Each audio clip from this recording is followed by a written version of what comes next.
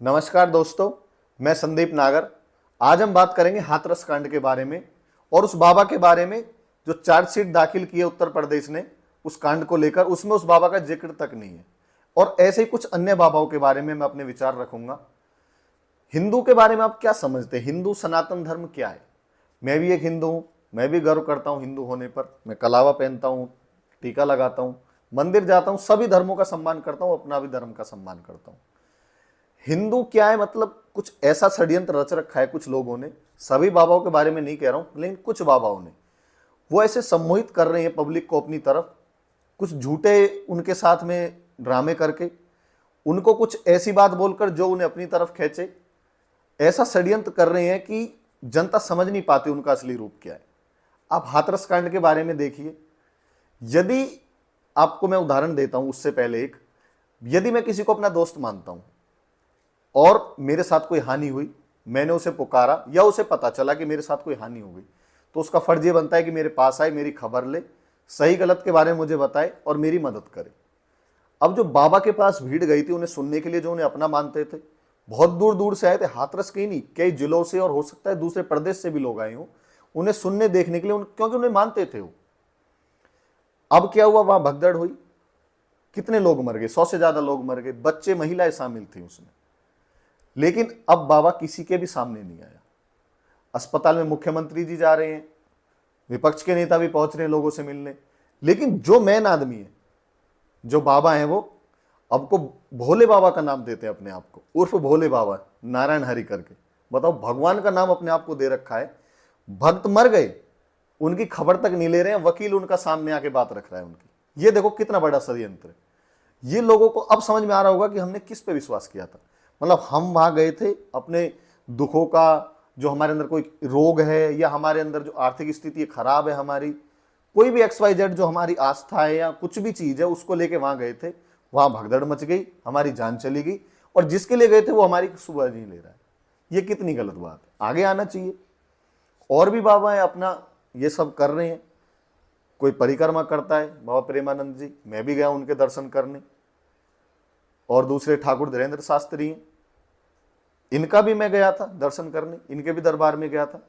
आस्था है अपनी अपनी, लेकिन कम से कम इनसे इतनी तो उम्मीद हम करते हैं, यदि हमें कोई हानि हो जाए और आप मौजूद हैं, आप कोई गए नहीं है कहीं, लोग मरे, आप सही हैं, आप कम से कम उनसे जाके तो मिल सकते हैं। अब सामने ही नहीं आ रहे। लोगों को ना समझना पड़ेगा। हिंदू धर्म के जो लोग हैं ना, बहुत सहनशील होते हैं, बहकावे में आ जाते हैं, ये बात सच है बिल्कुल, लेकिन समझना पड़ेगा। अंधविश्वास में और विश्वास में अंतर हमें करना पड़ेगा कि हम कहाँ जा रहे हैं, किस तरफ हम जा रहे हैं, क्या सही है क्या गलत है, इसके बारे में हमें सोचना पड़ेगा। तब तक हम खुद से नहीं सोचेंगे, कुछ इनके खिलाफ एक्शन नहीं लेंगे, तब तक ये रुकेंगे नहीं। और ये अकेले नहीं है, ऐसे बहुत सारे बाबा हैं पूरे उत्तर प्रदेश में ही नहीं, पूरे देश में। हमें सोचना होगा कि हमें इनके पास जाने से मिलता क्या है, मंदिर जाने से क्या नहीं मिलता, और इनके पास जाने से क्या मिलता है, उसके बारे में हमें सोचना होगा। हमें अपने बारे में भी सोचना होगा, क्या इनके पास जाने से हमें कुछ जो मिल रहा है वो कितना सही है कितना गलत है, वो हमें किस तरफ धकेल रहे हैं, अंधविश्वास की तरफ या विश्वास की तरफ, इसके बारे में हमें सोचना होगा। तब तक ये नहीं होगा जब तक ऐसे बाबाओं का कुछ इलाज नहीं हो सकता। ये अपनी भी बदनामी करते हैं और पूरे हिंदू धर्म के ऊपर फिर एक कलंक बन जाता है कि ऐसे बाबा होते हैं हिंदू धर्म में।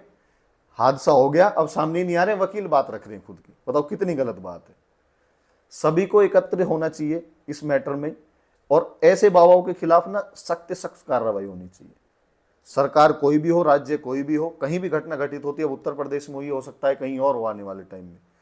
और लोगों को, खासकर औरतों को समझना चाहिए, भारी मात्रा में औरतें भगती हैं इस तरफ, कि घर में भी बहुत कुछ है, बड़े बूढ़े हो गए और गांव के मंदिर हो गए, हमारे पितृ देवता हो गए, उनको भी मनाएंगे ना, वो भी हिंदू धर्म में बहुत ज्यादा, सबसे मेन तो वही है, उनके बारे में पढ़ाया जाता है। गीता पढ़िए घर पे बैठ के।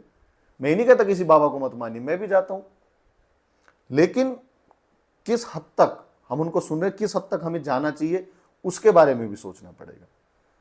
तब तक हम नहीं सोचेंगे, तब तक इसका कोई इलाज नहीं होगा, और ऐसे हादसे हो सकता है भविष्य में और बढ़ें। इसलिए जरूर अपना आत्मचिंतन कीजिए कि हमारे लिए क्या सही है क्या गलत है। हिंदू धर्म में बहुत सारे कुछ इसका तो अंत ही नहीं है, सनातन है ये तो। आप घर में बैठ के भी सब कुछ हासिल कर सकते हैं। लेकिन ऐसे बाबाओं की वजह से हिंदू धर्म अपमानित होता है। बहुत ज़्यादा पीड़ा होती है जब पता चलता है कि हिंदू वहाँ पहुँचे बाबा जी का सत्संग सुनने, बाबा जी वहाँ से फिर फरार हो गए, लोग मर गए। कम से कम उन्हें आगे आके जवाब देना चाहिए था कि जो हुआ सो हुआ, मैं वहाँ था नहीं, या मेरे सेवादारों की गलती थी, उत्तर प्रदेश के प्रशासन की भी इसमें गलती है।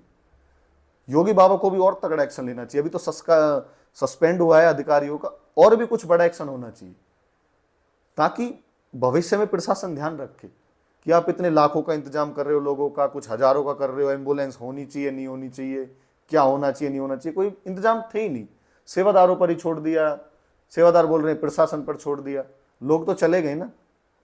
अब ना तो बाबा उन्हें ला के दे सकता है, अब किसी का छोटा बच्चा गया है, किसी की पत्नी गई है, किसी का आदमी गया है, वो तो जीवन भर भुगतेंगे।